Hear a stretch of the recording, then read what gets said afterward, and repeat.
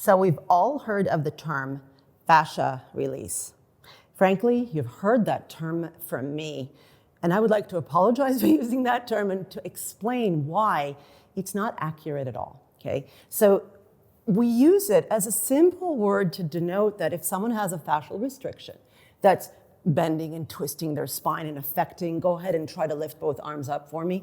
Yeah, it's gonna affect their arms, they can't lift it up, right? Staying right there for me, Erin. If I release up, bring your arms up.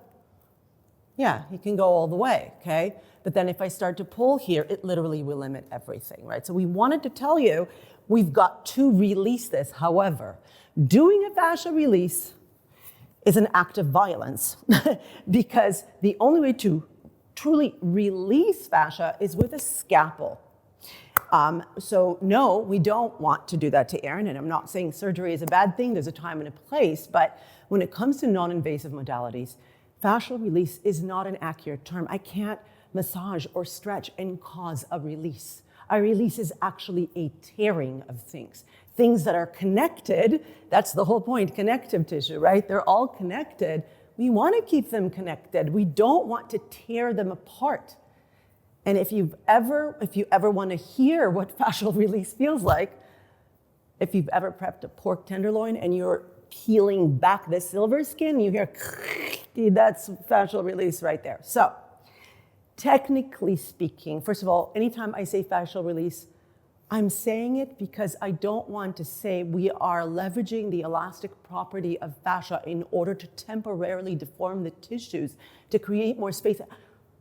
Okay, so this is why we use that term, but I don't want to mislead people. It's not an actual release. It is a temporary thing. So when we're doing stretches or manual work or anything of that sort, depending on the modality of treatment for your fascia, when you walk out of that session and you feel like, oh, I have less pain, I can stand up taller, I can breathe, you literally feel like you have more room in your fascia suit, okay?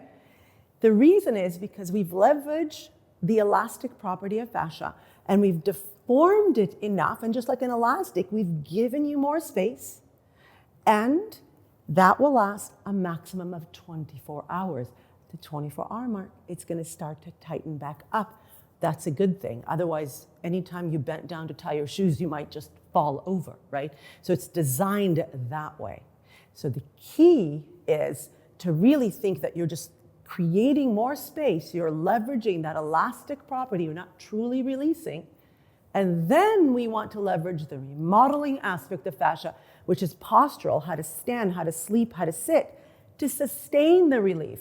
Because if I have a habit of standing on my right leg and my fascia is tightening on that right side, and I went to a treatment and they just made me do some stretches to create more space, great. I now have more space for 24 hours, but if I continue to stand this way, pain's gonna come back, the restriction's gonna come back, okay? So no, you can't release it. Yes, you can essentially leverage and deform it temporarily and create some space for 24 hours. And then there have to be lifestyle modification approach built on top of it, or it's just gonna come back all over again.